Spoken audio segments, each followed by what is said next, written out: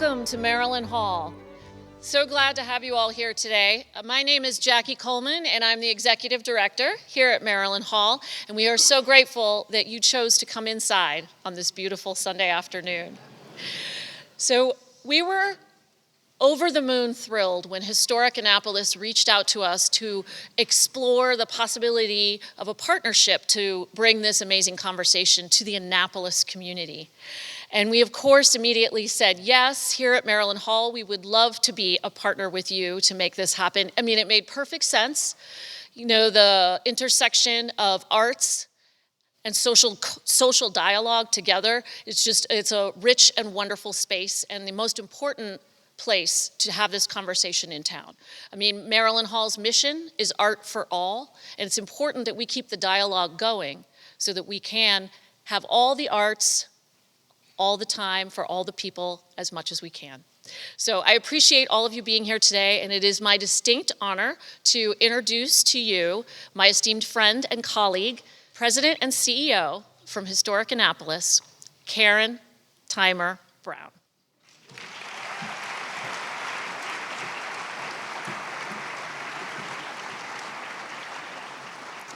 Good afternoon, everyone. As Jackie says, my name is Karen Timer Brown, and I'm the President and CEO of Historic Annapolis.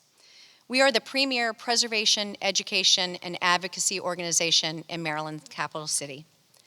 In partnership with Maryland Hall, I'm excited to welcome you all to today's program, The American Experiment, Democracy at 250, a conversation with David Rubenstein and Andrea Mitchell. As we celebrate our nation's 250th anniversary, the semi-quincentennial, this is the perfect time to remind ourselves of our nation's foundational ideals, to discuss how they've been documented and interpreted, and to reflect upon how they remain essential and relevant today. 5 years ago, Historic Annapolis teamed up with David Rubenstein and the Maryland State House Trust to showcase documents from Mr. Rubenstein's collection in an exhibition titled Founding Freedoms. This included important historic printings of the Declaration of Independence, the Constitution of the United States, and the Bill of Rights. For 2 months, we acted as stewards of these rare documents, which helped establish our nation and our democratic way of life.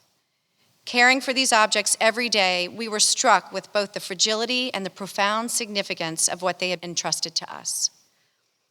David Rubenstein's belief that we cannot fully understand history without properly preserving and sharing it closely aligns with our mission at Historic Annapolis.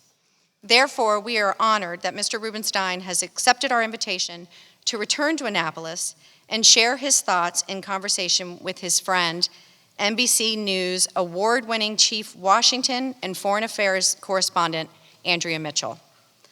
The two first met when Mr. Rubenstein was a domestic policy advisor for the Jimmy Carter administration, and Ms. Mitchell was reporting from the White House.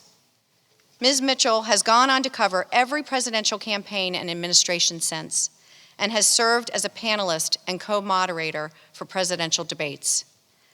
Remarkably, her NBC News assignments have included reporting on conflicts around the world, including Russia, Israel, Pakistan, Iran, Iraq, Afghanistan, and Cuba, and have included several exclusive interviews with Fidel Castro. Mr. Rubenstein, a Marylander, went on to be the co-founder of the Carlyle Group, one of the world's largest private equity firms. And he's a notable philanthropist, television host, podcaster, and author, and now the majority owner of the Baltimore Orioles.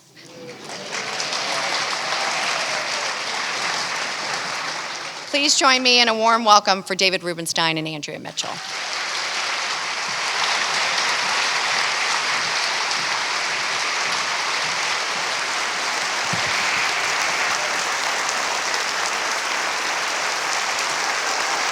Wow, this is fabulous.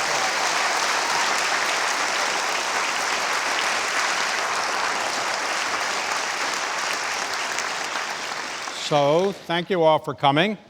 I hope you'll have a very enjoyable time. Andrea and I have been friends for a long time, in case Buddy doesn't know. When I was a young man, my hair was dark. I worked in the White House, and NBC correspondent for a large part of that was Andrea. And my hair was dark. So in case anybody's wondering, the Orioles are ahead 4-1, and that's good news.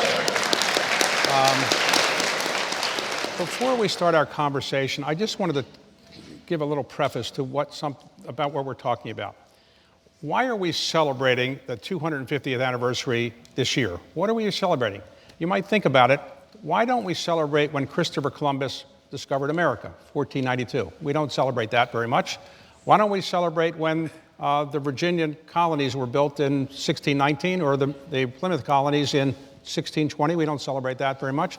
But why don't we celebrate when the Constitution went into effect in 1789, which is the law under which we're really governed, but we don't celebrate that as our birthday?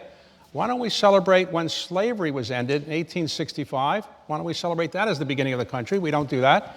Why don't we celebrate when women got the right to vote in 1920 for the first time?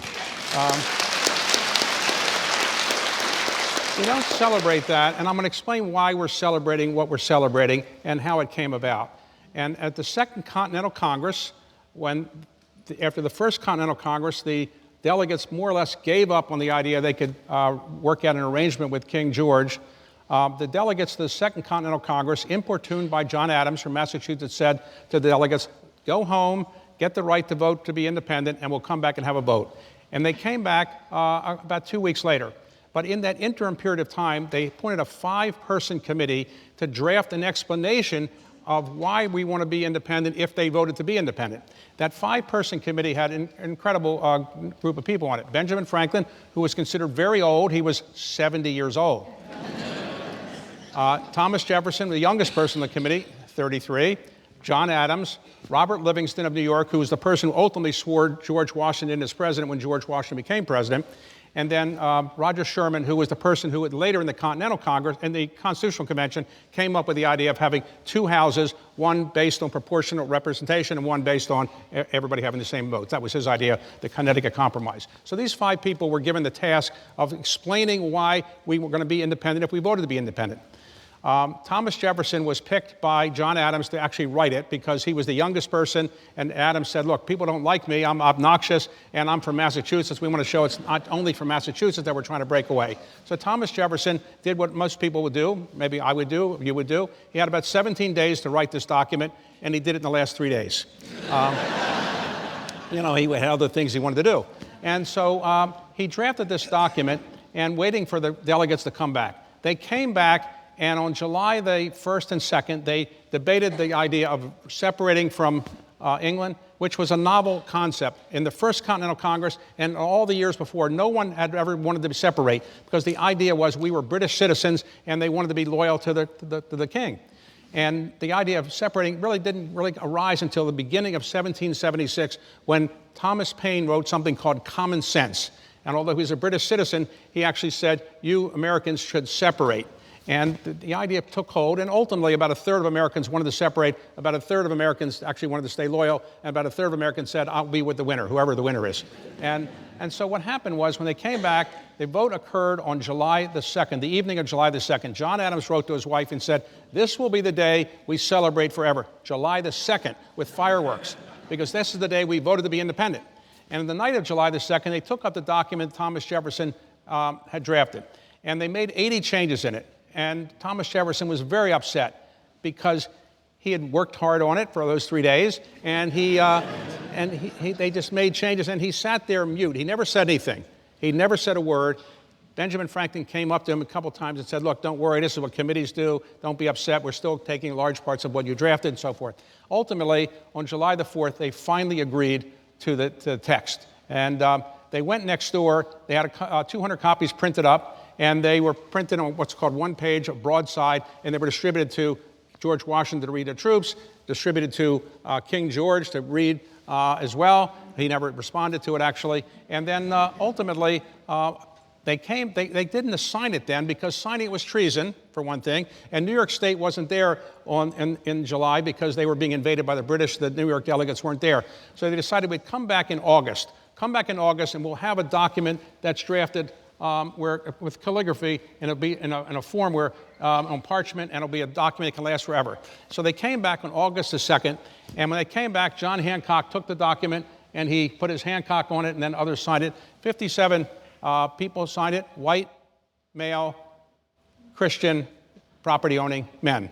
No women, no Jews, one Catholic from Maryland, John Carroll Carrollton, and no African Americans, of course, were signing it either. So that was the document.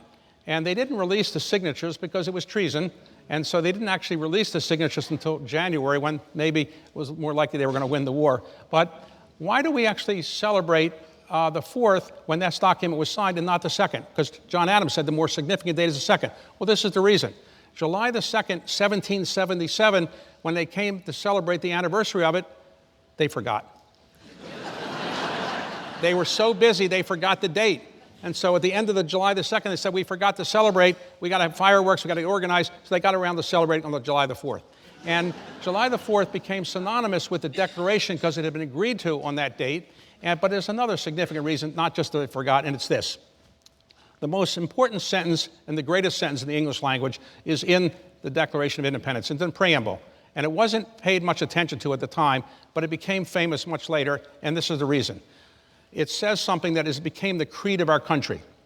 We hold these truths to be self-evident, that all men are created equal, that they're endowed by their Creator with certain unalienable rights, that among these are life, liberty, and the pursuit of happiness. And while Thomas Jefferson was a slave owner, and most of the people at the Continental Congress were slave owners, they never used the word slavery in the Declaration. In fact, Thomas Jefferson had blamed King George for slavery, and they took it out because they knew it wasn't really true.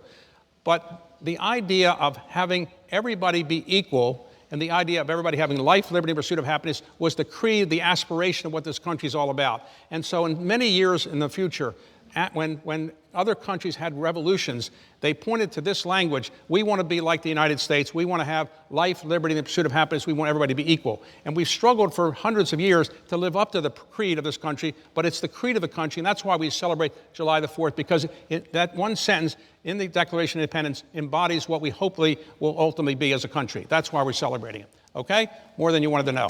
Okay. So,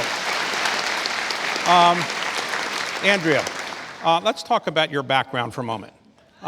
You were born where? I was born in New York City. Okay, and you grew up in? And I grew up in a suburb called New Rochelle, home also of Thomas Paine, Thomas Paine's cottage, a place where our mother brought us to visit and to celebrate the origins. New Rochelle. New Rochelle, New York. That's where Dick Van Dyke was when his show. Exactly. That's where, okay. 45 minutes from Broadway. All right, so you went to college at University of Pennsylvania? Correct. Founded by Benjamin Franklin. And did you say, I want to do something significant with my life, like private equity or anything like that? Well, my parents had insisted that I take years and years of Latin in high school because I was supposed to be a lawyer, so potentially private equity, but my talents were very different. And I was a musician. I was a violinist and a pianist, but mostly a violinist. You still play the violin? And I don't, I'm lapsed, but I thought I would go to school in Philadelphia because the Curtis Institute was there. I wanted to be farther from home than Juilliard, and that I could do both. Okay. But I was and I was very young. I was 16, which is too young, I think, to go to college, but I was very eager. Right. So I left before my senior year of high school. When you graduated, what did you do? Did you go into music? Well, what happened was, long story short, I was at a meeting, a civil rights meeting in the student union in my freshman year, and I heard classical music down the hallway. And it was the college radio station, which was student-run at the time, 50,000 watts covering 3 states, a big deal station, FCC licensed, and they only played classical music, some news, and jazz after midnight. And I said, can I sign up? And I ended up doing a chamber music program once a week, and after anchoring that, eventually they asked me to help cover the presidential election and do some newscasts. What year was that presidential election? 1964. 64, wow. Do the math. And so I became the Senate correspondent. I, first of all, interviewed Barry Goldwater, which was thrilling because it was a presidential candidate, you know, and then writing newscasts, ended up going and covering the Senate races for the Ivy League radio network, at Rockefeller Center, where I ended up professionally years later.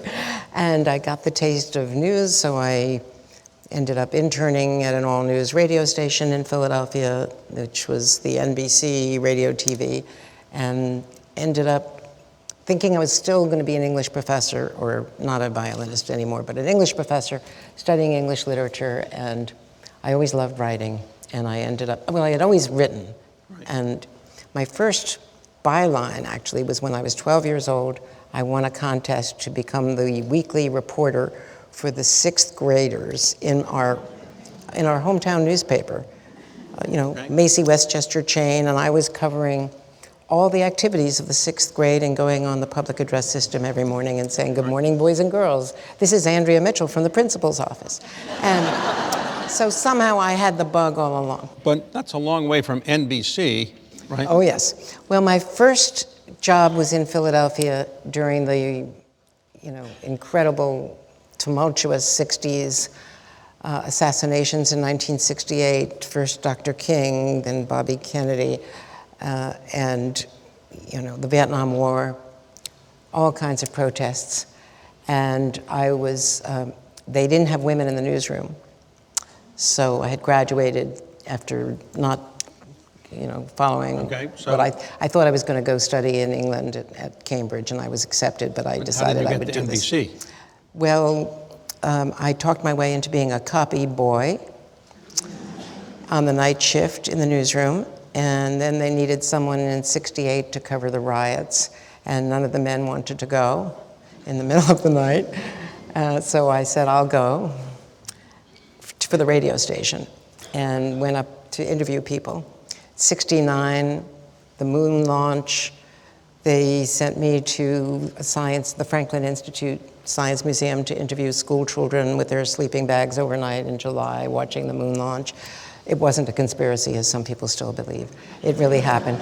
And I loved it. And so eventually, I was recruited to come to the Washington Post Newsweek station, local, Channel 9, right, CBS affiliate in Washington, and they assigned me to cover Annapolis. So I was covering Governor Marvin Mandel. Does anyone remember? Which took me to Baltimore to a federal courthouse. Eventually he won his appeal, but a lot of time spent at Chicken Ruth's Delicatessen. Anyway, so the network saw my coverage of the Mandel trial, and NBC hired me. Marvin Mandel was 1978.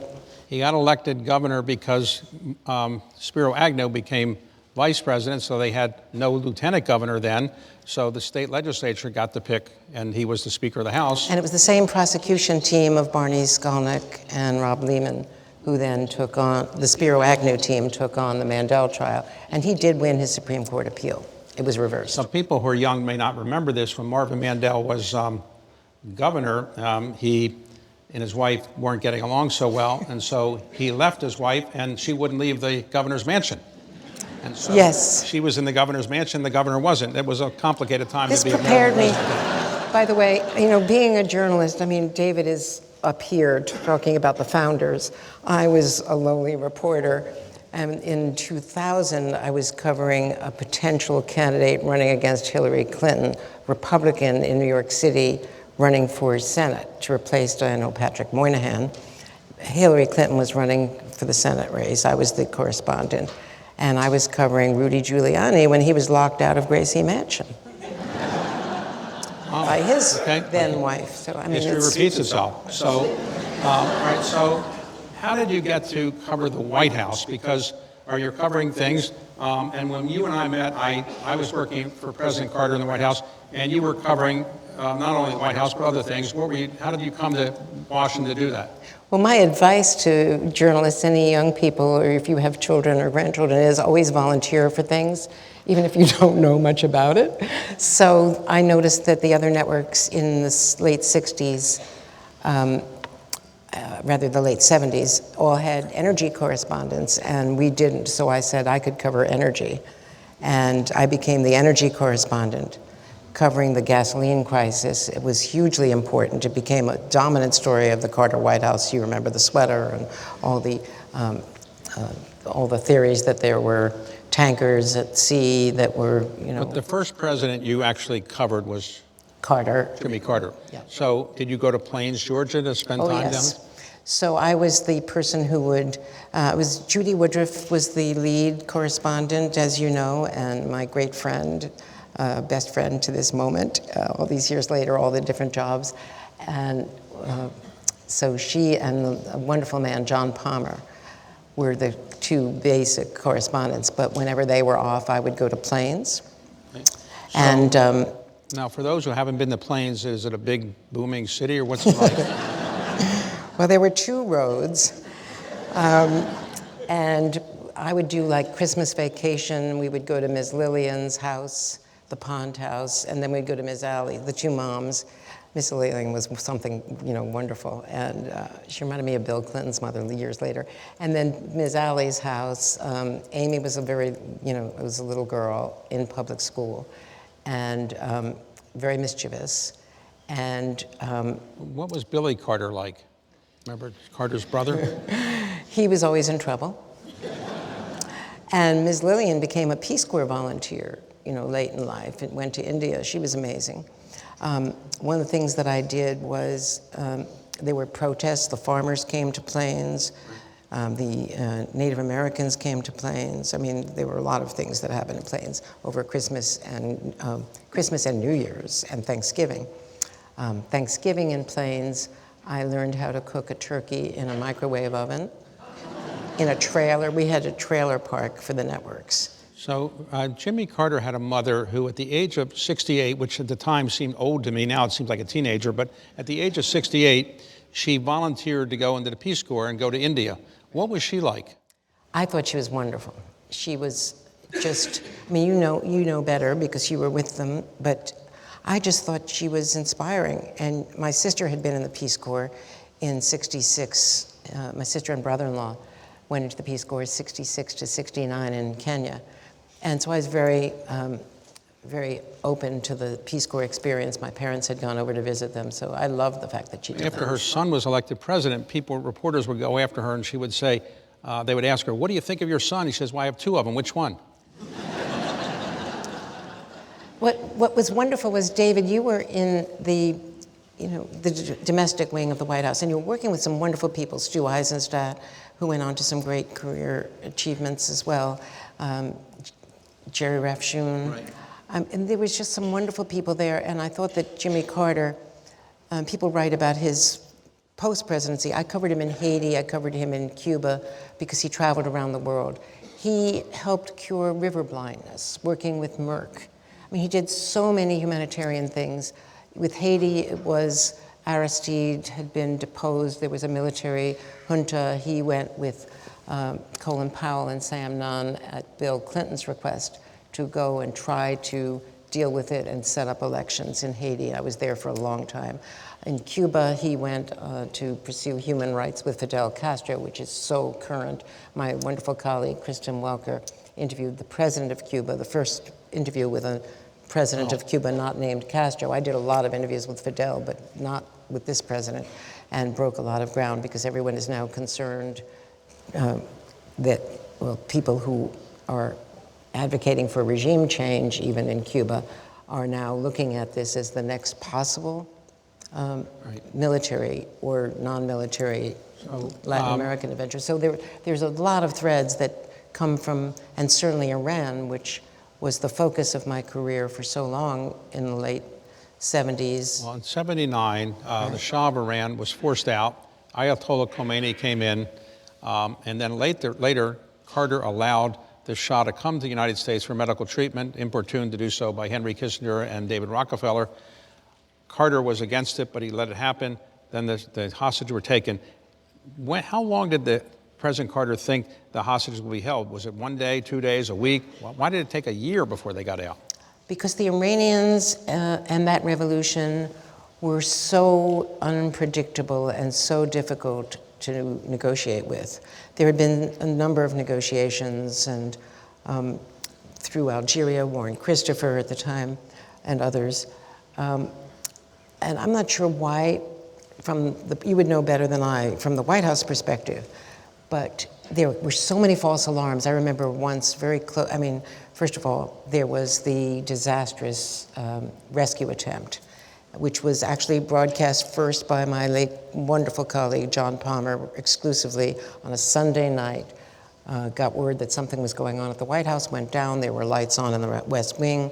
He kept calling Jody Powell, then the press secretary, what's going on. He was the only correspondent there. And he maybe bluffed a little bit, I don't know. I was in the White House with John, but he told Jody that he knew a lot about what was going on, and Jody said, if you don't report this. And of course, none of us in journalism, in legacy journalism, I would say, would ever report something while our military is in progress that's classified and secret when lives are at stake. That just is not done, and there have been untold numbers of times when the New York Times, Washington Post, my organization would hold information back. We don't report classified information easily without a lot of lawyering as well. But John, said he knew a lot, and he obviously knew something was going on, and Jody said, don't report anything, don't interrupt the network. This was pre-cable, of course, and pre-internet, so don't interrupt the network, and you'll get the first interview with the president when we're ready to announce it, which he did, which was a very big story around midnight on Sunday night, that the rescue had failed. The hostage crisis went on for a year, and there are many reasons we could talk about it, but three reasons that people often cite, and I probably would agree with them, is one, we in the White House always believed that the hostages were going to be released at some point in a reasonable period of time because eventually it made sense to release them. Secondly, President Carter was, I won't say he was a pacifist, but he didn't want to use military force. And one of the reasons was he had bonded with the families. He had met with the hostage families. As Zbig Brzezinski said, don't do that. You'll get to know the families, and then you will never really use military force that might injure their families if you use military force. And third, toward the end, I think we didn't realize that Reagan was seen as an easier person to deal with than Carter. They thought Carter was the great Satan, and we thought we were the nicer guys than Reagan, but they thought Reagan would be easier to deal with. And so in the end, they really wanted to humiliate Carter and hold on to the hostages and let Reagan get the credit for it. And that was a mistake that we all made. And David, there were also unproved rumors of secret deals behind the scenes by Reagan emissaries to say, hold on, you'll get a better deal. And it was at 12:01, right after the swearing in of Ronald Reagan, and I was covering the inaugural at the time, and that's when they released the hostages. And Jimmy Carter raised his hand and said, I want to go over and greet them. So I was then, while people were probably celebrating at the inaugural balls that night, I was sent to Andrews Air Force Base to watch President Carter take off for Germany, where the released hostages were going to go, because he wanted to welcome them. But I also think, and here's something that wasn't reported, and it was fictionalized in Argo, the movie, by Ben Affleck. There were 6 Americans who were being hidden by the Canadian ambassador in the Canadian embassy for quite some time. And there are people here who knew about that, and we kept that a secret as well, because their lives were in jeopardy. So Carter is a lesson in persistence. And think about this. He was president of the United States for 4 years, became president at the age of 52, left at the age of 56. He lived another 44 years, 11 times as long as he was president, and during that time he did many incredible things, won the Nobel Peace Prize, among other things, and he didn't lobby for the Nobel Peace Prize. He actually won it.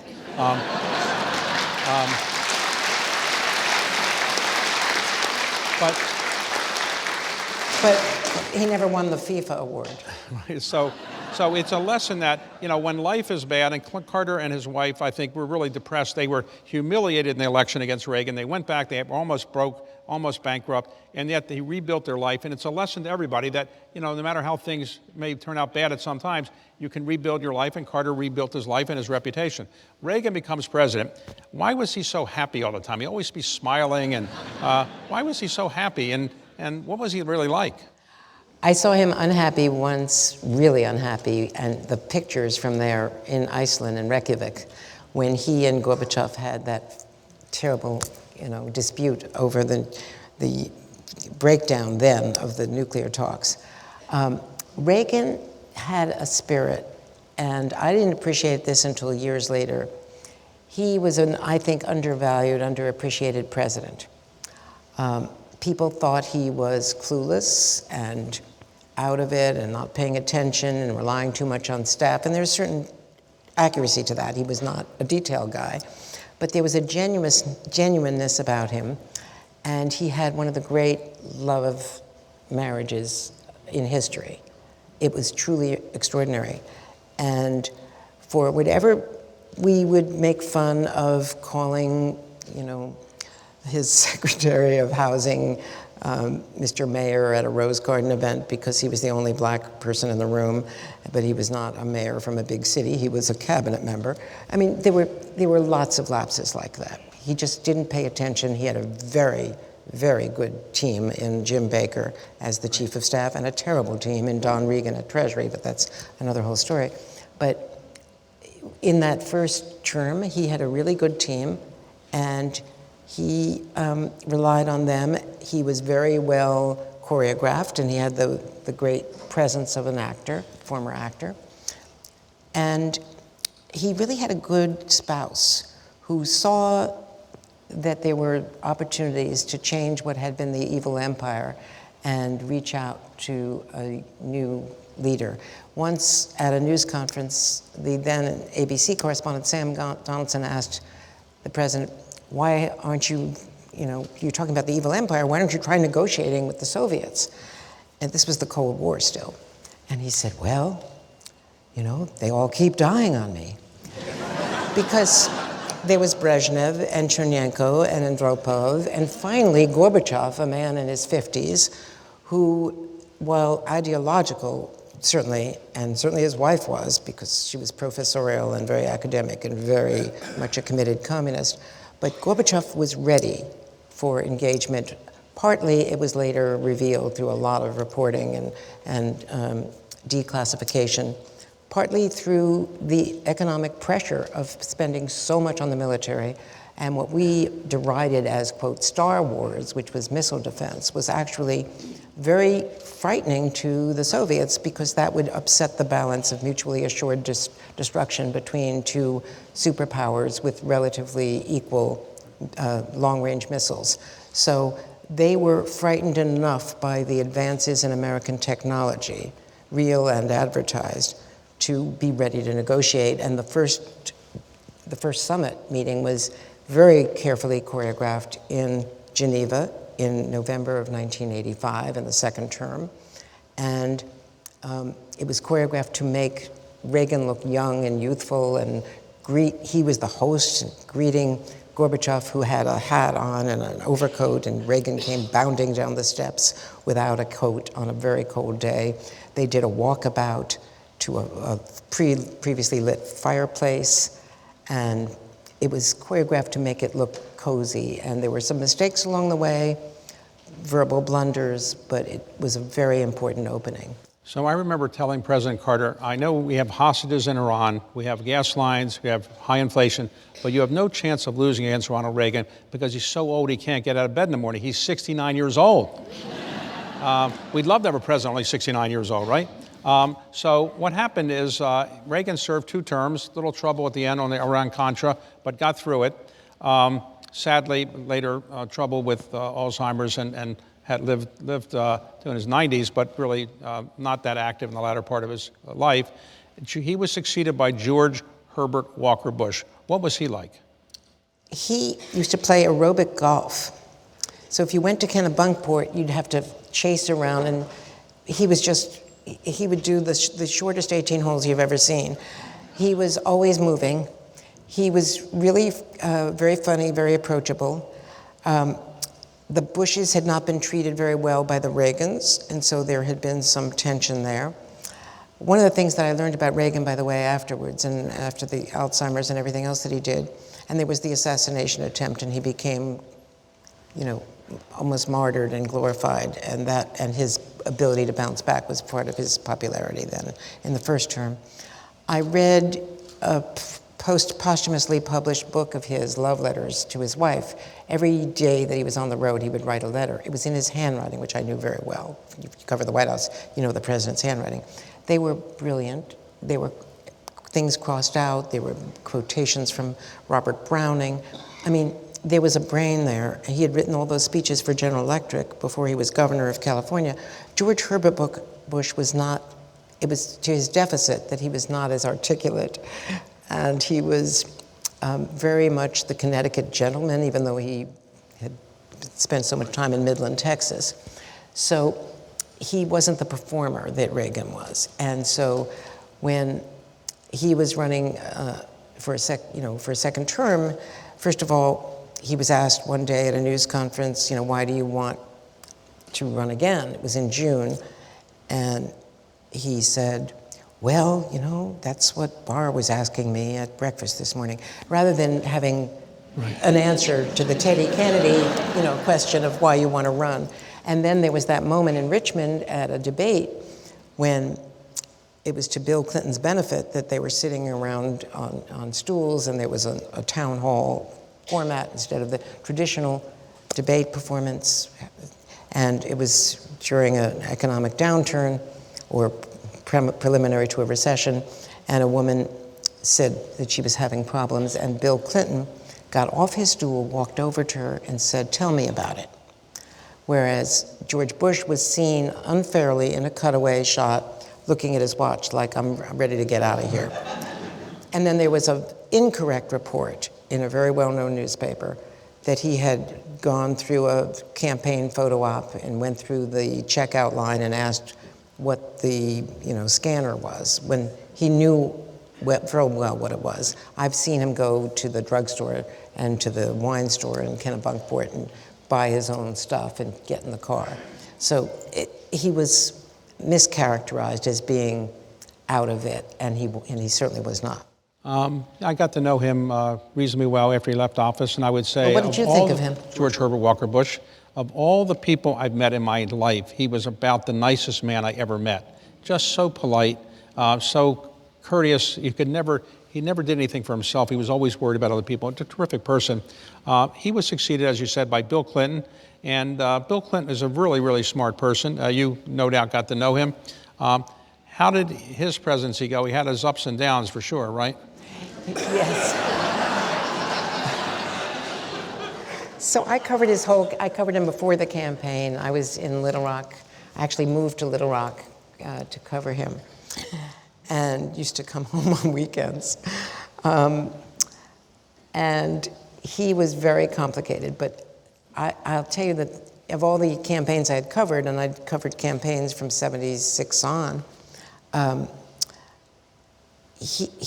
the bus tour of Clinton-Gore in 1992, where you were not going airplane to tarmac, he was taking the bus, and we had the rudimentary dial-up big Motorola phones. It looked like Get Smart, they were like shoebox phones, and dial-up Bases computers. We would have a Winnebago tricked out with an editor, a tape editor, a big machine, on a folding chair. I mean, OSHA, forget it. We were on the highway in a folding chair. I would ride the bus until mid-afternoon with a walkie-talkie and tell them what parts of a speech I would want to put into my nightly news piece, and then jump in the Winnebago with my producer, the tape editor, and try to put a piece together. We would stop around 5:30. The bus would go on. We would do nightly news live from some parking lot, and then catch up after the evening newscast to rejoin the motorcade as we did evening events for the Today Show, and get up in the morning to do the Today Show. We crossed the entire country, and Bill Clinton would stop the bus if he saw, 10 drunks at a crossroads. He wanted to talk to everybody in America. And at one point, Al Gore said, I was in Iowa, and it was 2 in the morning, and he had stopped the bus again, and it was some bar coming out. I don't know what it was. And Al Gore, standing next to me, said, if he stops this bus one more time before we get to the motel, the Secret Service is going to have a problem with me. So he loved people. And that was a big change from George Herbert Walker Bush. He was just out there. And it was a generational change. It was the first post-war generation of candidates between Clinton and Gore. And and then the minute they got in the White House, of course, they couldn't create a cabinet because there were all of these problems. They had 3 nominees for Attorney General before they got one that was able to get through. All the presidents you've met, who would you say would be the highest IQ? Present company accepted. Well, don't take the current president. We'll leave him out. So for purposes of this analysis. Bill Clinton. Bill Clinton. Some people might say Nixon. I didn't cover him. I met him once, but I didn't cover him. So Bill Clinton's vice president was Al Gore. He ran for president and came very close. And he won the Nobel Prize, too. Right?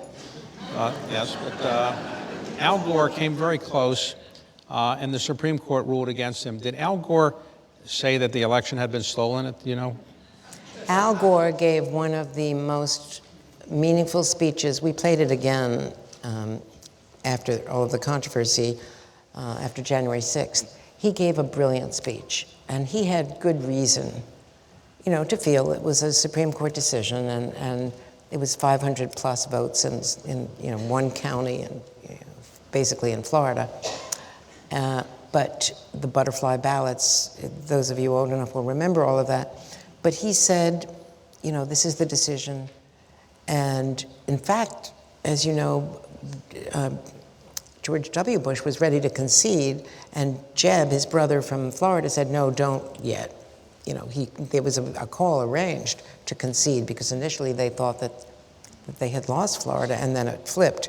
And one of the things that has to be better understood by everyone who believes in conspiracy theories is different states, first of all, the states are supposed to run elections, and different states count their votes differently.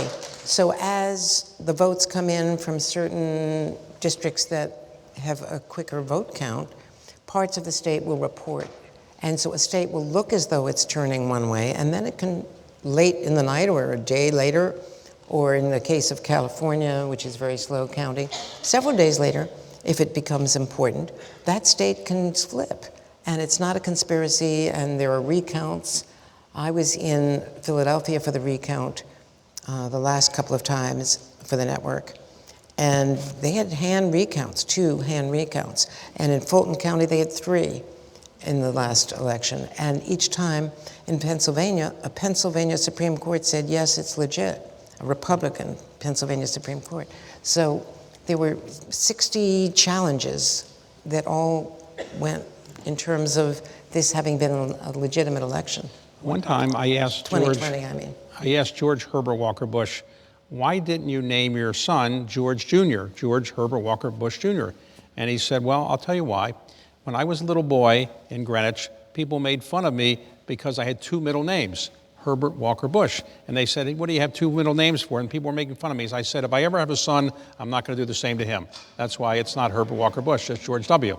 More than you wanted to know, right? No, that's fascinating. Right, I mean, that's why I didn't. That's why. But So, can I ask you a question? yes. How did you get so, you make fun of private equity, but you've done well.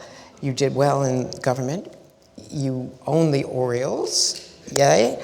And how did you get so interested long before the Orioles in American history so that you actually buy these documents, you donate them, you spend millions of dollars repairing the Washington Monument after the earthquake, you contribute to the Kennedy Center, to the Smithsonian, you love The Trump museums. Kennedy Center. It's called the Trump Kennedy Center. Excuse me, it was created by Congress as a memorial. It's the John F. Kennedy Center. So to answer your question, I worked in the White House, as you know, and when I lived in Washington off and on for most of the last 40 plus years. And when you live there, you see a sense of history, you feel a sense of history. And so when opportunities came along to buy rare documents like the Declaration of Independence, the Constitution, Emancipation Proclamation, I did it mostly to put them on display so people can understand them and learn more about history. And the same with the Washington Monument had earthquake damage, or we're now repairing the Lincoln Memorial, which will open on a couple weeks, I hope. And then Jefferson Memorial and Mount Vernon. And the reason is this, and let me explain it if I can simply. The theory of history is that those people that don't remember it are condemned to relive it, which means that if you don't learn what happened in the past, you're probably going to make the same mistakes in the future. So civilization doesn't advance that much when you make the same mistakes. So we should teach people history. And sadly, in this country, we don't teach history as much as we used to. And you can graduate from any college in this country, any college, without having to take an American history course. You can be a history major at about 60% of the colleges in this country without having to take an American history course. We just don't teach history and civics very much anymore. You can go to school, in elementary school in China, in elementary school, and learn more about American history than you can in our country in many cases. If you are a naturalized citizen, is there any naturalized American in this country, in this audience here?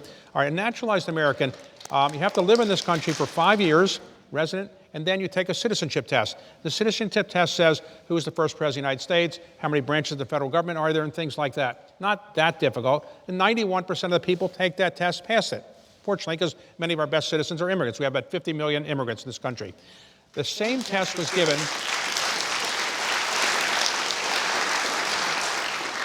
The same test was given to native-born Americans in all 50 states, about 3.5 million, about 2 years ago. And you can see where this is going. In 49 out of 50 states, a majority of native-born Americans couldn't pass the basic citizenship test.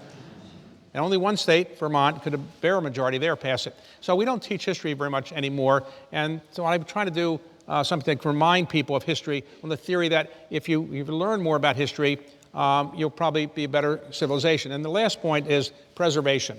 Why preserve historic documents, historic buildings? This organization is trying to preserve things in Annapolis. Why preserve anything? Well, the human brain is an incredible device. When humans came out of caves about 400,000 years ago in Southeast Africa, it wasn't evident to the gorillas and the elephants and the tigers that we were going to dominate the earth because we weren't that fast, we weren't that strong, we weren't that big. They probably didn't pay attention to us. But humans had a brain, and the brain had many brilliant features in it. It has some flaws in it, like if you don't look like me, I might not like you as much. But one of the things that's happened in the human brain is this.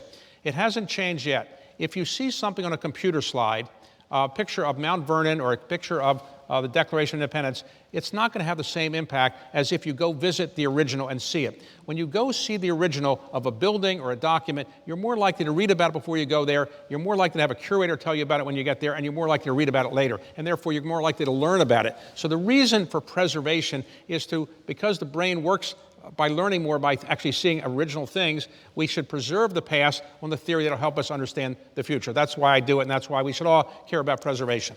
Okay? So, I just want to say one of the most meaningful things I've ever done is traveling with George W. Bush to Iraq for a swearing-in ceremony on July 4th of American service people who were foreign-born. And to watch them, here they are in the front lines in Iraq in the middle of a war, and we're at Camp Victory, and they're wow. And they're taking the oath for a country, and we have to. I mean, when I think about the immigration issue and about public service, one of the things I honor David and anyone who's been in government and who contributes to government, and so, I know bureaucracies have their flaws. I've covered them and I've exposed them, but I've covered the State Department for a long time, and I've seen people in places all over the world. I've seen people like our UN ambassador, now retired, Linda Thomas Greenfield. I've gone to refugee camps with her. I've gone to refugee camps with Madeleine Albright. I've gone places with Colin Powell. I've gone into war zones and to a refugee camp in Darfur with Condoleezza Rice.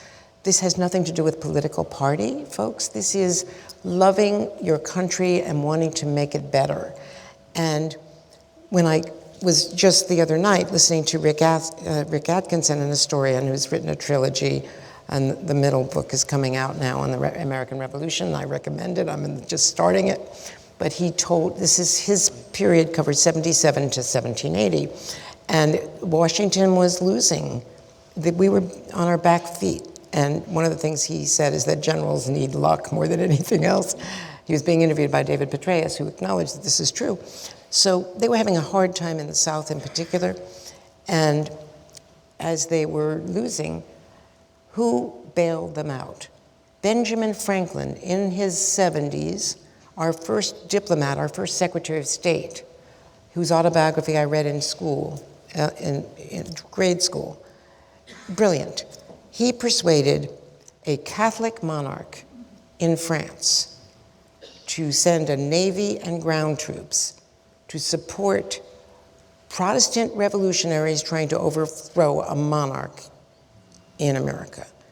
Why the King Louis XVI did that? Who knows, in Versailles? But he did that, and if not for the French in 1780, I think you would agree, as a student of all this, we were not in very good shape. We should never have won the Revolutionary War. We had at no point more than 25,000 military. They weren't clothed. They didn't have armaments. We had about 23 battles in the Revolutionary War. We lost more than a majority of them, but we were fighting guerrilla warfare more or less, and ultimately the British gave up because, among other things, the business community in England said, look, we have valuable colonies in the Caribbean. That's where we're getting molasses and sugar from. Who cares about these North American colonies? Not that many people there. And they didn't really think it was worth the effort, honestly. And that's why we more or less won. But had we lost the battle, had we lost the war, probably we would have eventually, because of our size, become independent, or maybe we'd be part, like Canada, part of the British Empire, but probably we'd have broken away. But you never know. But in the end, on the point that you made earlier, the most elusive thing in life, without doubt, is personal happiness. As all of you probably know, when you get to be adults, it's not that easy to be happy all the time. You always think your children are going to call you all the time and tell you how great you are, but how many times do you get that? Anybody ever get that? Your children ever call you and thank you for what you've done for them? You never going to get that personal happiness? But the greatest personal happiness I see on a regular basis is when you go to citizenship ceremonies. When you see citizens who have struggled for years to get to be in this country, and they're here for 5 years or more, and they can pass the citizenship test, and they get there, their families are there, their children are there, they're crying. This is the most happiest. If you ever want to see something happy about this country and feel good about it, go to a citizenship ceremony. They're held all the time, and particularly there'll be a lot of them around the 4th of July and so. But go to that, and you'll feel better about America than anything else you're going to probably see in the next couple of years or so. But let's talk. Let's talk about. You are very familiar with what's going on in diplomacy. You cover diplomacy a lot. Can you explain what is going on in Iran at the moment? Well, after an all-nighter, the talks did not succeed, and they were talks led by J.D. Vance, and we can, maybe speculate as to why J.D. Vance was leading these talks.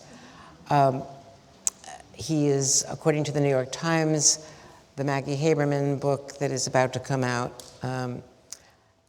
the book that has been excerpted in the New York Times, he was the one voice in the Situation Room saying he wasn't so sure this was going to be a great thing. He was very reluctant to go ahead, but that he would support it, whereas others were more gung-ho, certainly the Secretary of Defense. But in any case, a couple of troubling things. There has been a purging of the military, which is, when we were all speculating about the Chinese purge of his generals and how would that weaken them, we've been purging really superb military leaders for the last couple of years, and starting with C.Q. Brown and, now more granularly. And that is a cause of concern. And there are an extraordinarily high number of women and people of color who were in this category. So it's kind of inexplicable in terms of their experience. The military, though, is one, and like the judiciary, is a really resilient institution. But right now we are faced with, I think social media has become a problem with this presidency, And you can say whatever you want, the madman theory of governance, but there are certain things that, I feel comfortable saying the Easter morning social media post was troubling to me. Because whenever you're negotiating with people, the assassinations of the various regime leaders have ironically left us with more radicalized regime leaders. And there has been a redundancy and a decentralization in Iran for decades now to create, as soon as one is killed, another one pops up. They anticipate these assassinations. So regime change is not really happening. Secondly, we have destroyed factories and missile bases and all, but they have been using really cheap drones, and we have been in the Gulf states potentially fighting them with very, very expensive missiles and air defenses and Patriots. So both Israel and the US are depleted to a certain extent. But more profoundly, previous presidents decided not to take this action against 90 million plus people in a highly educated and resilient country with buried, and last June in 12 days, they did a great job of really burying, they said obliterating, but burying nuclear facilities. But You expect the war will go on for more than a couple more days, I assume. well, I expect, first of all, the fact that Pakistan announced that the ceasefire for 2 weeks was supposed to include Lebanon, and that the people who are on the ground in Beirut are reporting to me, and these are Brits and others and experienced diplomats, that Beirut, which had pretty much survived the 40-day war, is in the last 48 hours since the ceasefire really being damaged, and that more than 1 million people are displaced. So that is going to have to be rebuilt by the Gulf partners. Lebanon has a government that is not Hezbollah, but there are Hezbollah elements, and they still need to be eliminated, and they are proxies of Iran. So it's very complicated. As long as Lebanon is being attacked, and there are going to be talks on Tuesday, I expect that today the president announced a blockade of both sides of the strait. And Iran has leverage now because they have the world economy in a stranglehold, right, potentially. And I expect there has to be a way around the Strait of Hormuz. And as long as they are insisting that they have to get this 1,000 pounds of highly enriched uranium, let me just say I covered 2.5 years of negotiations for the eventual JCPOA, the Iran agreement. It was hardly perfect. It didn't cover missiles. It didn't stop them from expanding their missiles. But what it did do is contain, with complete inspections, the nuclear program for 15 years. And there were sanctions that were going to snap back. Right. And just to quickly finish this, when Trump 1 got out of the nuclear agreement, a year or so later, Iran said, okay, we're now out of it too. And they started building up to a dangerous level. And no other president has figured out, what to do about this. And so once it was bombed in June, you could argue it was at least a longer lead time to try to build a diplomatic solution. I don't think that ground troops can go in and take that uranium, right, which is dangerously high level, out of those underground bombed out facilities without 10,000 troops on the ground guarding our special forces. Will Congress have to approve troops being sent to Iran? Congress has so far been quiescent, but I think that they will, if the ground troops are sent, I think that there will be more Republicans joining the push that several Democratic leaders have been pushing for world powers. I should have mentioned a number of years ago, our economy was in pretty good shape for a long time, for 17 years, and the chairman of the Federal Reserve Board was a man named Alan Greenspan. That's her husband.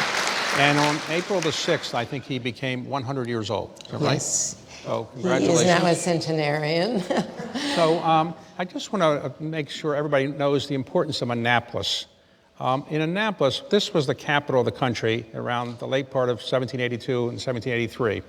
We came here because it was safe, was a place that they had a nice place to meet, among other things. And two historic things happened in Annapolis that everybody should remember. One is this is where George Washington came to turn over his command of the Revolutionary Army. And that was considered an incredible act by him, because generally, throughout history, if you were a general and you won a war, you became the head of the country. You never gave up power. Nobody ever given up power before. George Washington came here, and when the Articles of Confederation Congress was meeting here, he said, I don't want to be the leader of the country. I'm going to retire and go back, and here's my military command back. And that was an incredible gesture which helped set our country on a course where civilians are, in control of the country's government. Second thing is that when the Treaty of Paris was agreed to in 1783, it had to be, in effect, ratified by the Congress, and that ended the Revolutionary War, and it was ratified here when the delegates were meeting in Annapolis. So other historic things here, but those are two that are very, very important. And I just think that the people that are helping to preserve Annapolis's history should be given some credit for it, because it's important to remember history, important to know history, and important to kind of value the things that people did for us many, many years ago that we're now the beneficiaries of.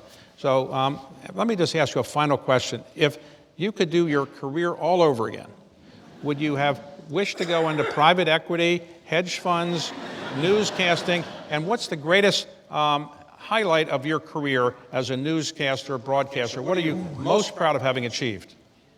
Wow. Let me just give you a little... Other than this interview. Other than this interview. A little breaking news. We're living history right now, because a lot of us, I go to Munich every year to a security conference, and a lot of us were seeing a march towards right-wing parties in Europe. Viktor Orban has just conceded defeat in Hungary.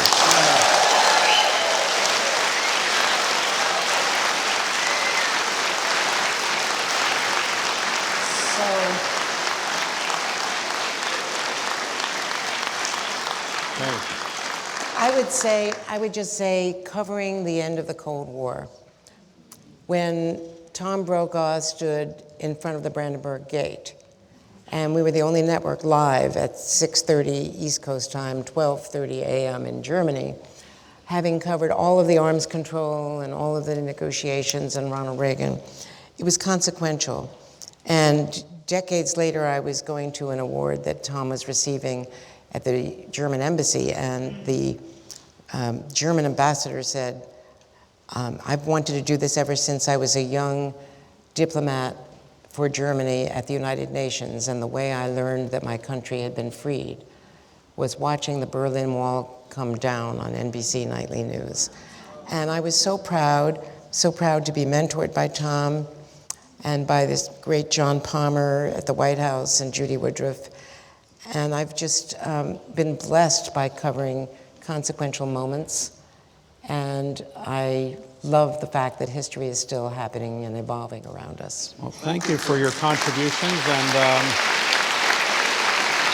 I want to thank you for coming here today. And I'd like to thank all of you for coming, because all of you showing an interest in history and interest in preserving history and interest in our country's background. And I hope all of you will think about what you can do yourselves to help celebrate the country's 250th anniversary. Find something to do that makes a little bit of a difference in the country and reminds people, your children, your grandchildren, or others, of our country's history, the great things about our country. Obviously, we have some challenges, but there are many great things that we should be thankful for. And go Orioles. Yes. Well, the Orioles are up 6-1 in the 8th inning. So, and where is the most famous Oriole of them all? Where's Cal Ripken?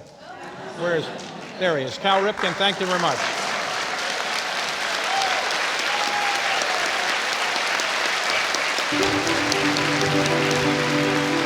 Okay. Thank you all. Thank you.